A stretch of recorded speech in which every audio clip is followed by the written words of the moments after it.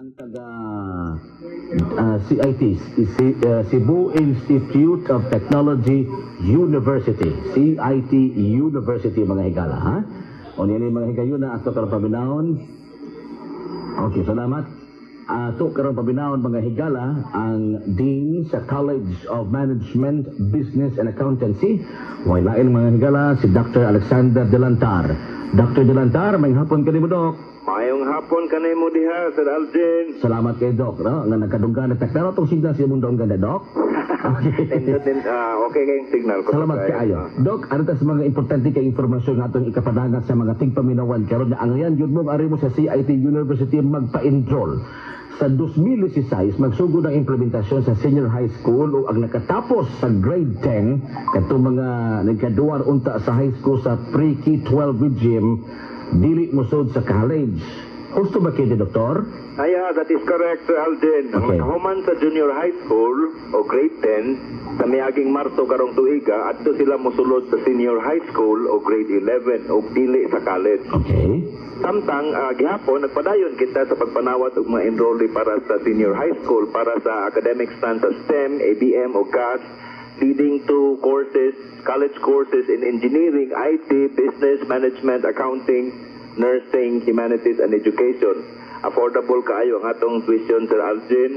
Bisan pa man nga kaning ikakumpara ka nato kini sa uban nga mga autonomous university nga sama ka nato sa CIT. Kana de kalidad o niya sa yung sabto na mga pangtudlo mo na hinundan nga mo top yun ang inyong mga engineers niya sa CIT University. Apan doon ako Sir Alvin, doon ako nadunggan, Doktor, nga nagyahapoy gi-offer ang CIT University nga mga kurso o programa alang sa musod nga first year nga adto man ka mag-graduate sa grade 10 sa Binabayng Marso ng tuiga. Adto makainis sila musod sa grade 11 kung senior high school.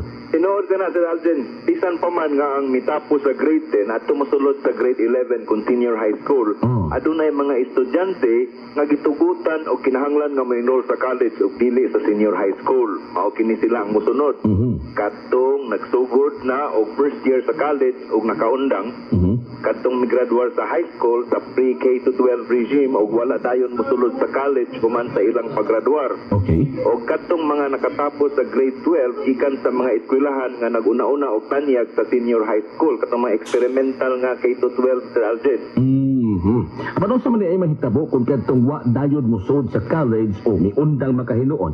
O sa man ay ang mahitabo kung dili sila mo enroll sa college sa school year 2016 to 2017 o sa school year 2017-2018. Ang dili maka-enroll, Sir Alvin, ang dili maka-enroll dayon sa college sa duha ka tuig nga gitukod sa JED, dako og epekto sa mga hingtungdan kay dili pa man unya i-offer sa mga kolehiyo ang first year nga gituyo og offer para lang gayud sa mga estudyante sa ato nang nahisgutan og kay ang bag-o naman nga curriculum ang ipatuman unya sa college kinahanglan nga tapuso na nila ang senior high school una sila makasulod sa college.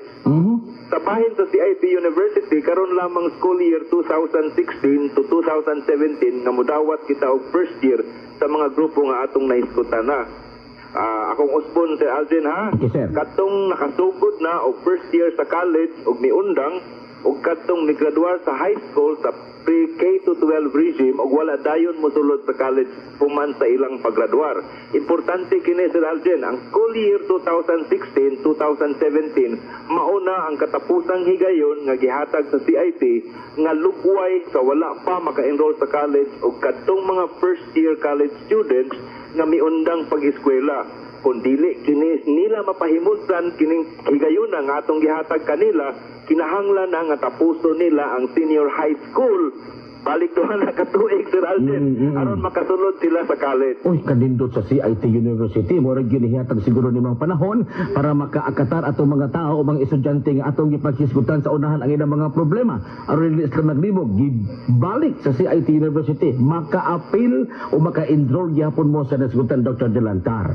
Dok mo pa yun ta, unsa man nga mga programa o sa kolehiyo o mga kurso ang gitanyag sa CIT University karong Hunyo, school year 2016 to 2017 alang sa mga angay nga mo enroll sa first year college. Para sa Dok. Mao kini sila, Sir Alvin, ang musunod. Ang CIT University nagtanyag sa BS Architecture, BS Civil Engineering, BS Electrical Engineering, BS Mechanical Engineering, BS Information Technology, BS Business Administration, major in marketing, o BS Hotel and Restaurant Management.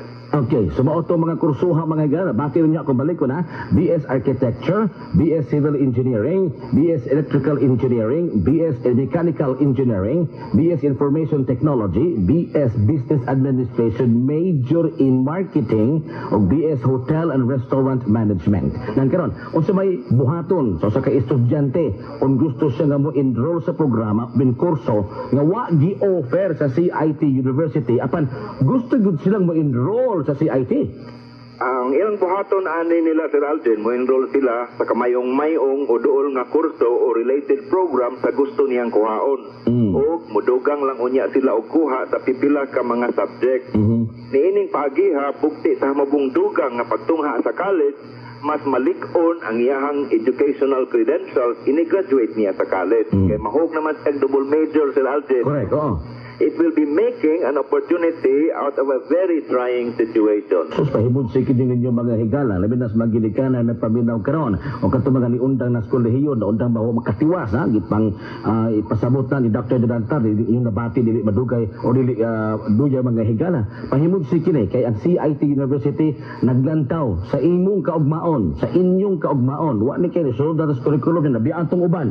Pero ang CIT University naglantaw, nga makatapos yung ka, dili ka, wa kami anak diri sa among eskwelahan at tunos lain dili na mao tungod kay ang CIT University mo pahimutang gyud nimo og asa ka dapit mahimutang, asa ka dapit masulbad, asa ka dapit makahuman sa imong damgo mamatagupot ka ng diploma gikan sa CIT University.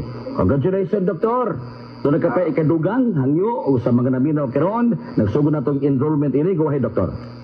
Sir Alden, ako lang ipadungog sa atong mga tigpaminawan nga ang CIT University usa kini ka autonomous university ug ang diploma nga iyang madawat gikan sa CIT dako kayo kini niya og ikatabang nga credential kung pasaporte sa pagpangita niya og panrabaho sa mga dagkong kompanya.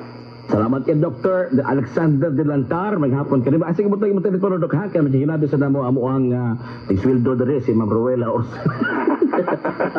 Daghang salamat sa Sir Alden, ha? Salamat kay Doc. Daghang salamat. Yeah, see you soon. Salamat kayo, Dr. Alexander Durantar, ang Dean sa College of Management, Business and Accountancy sa CIT University, mga igala. Di mahimutang sa Dan Natalio Bacalso, Dakbayan sa Sugbo. Super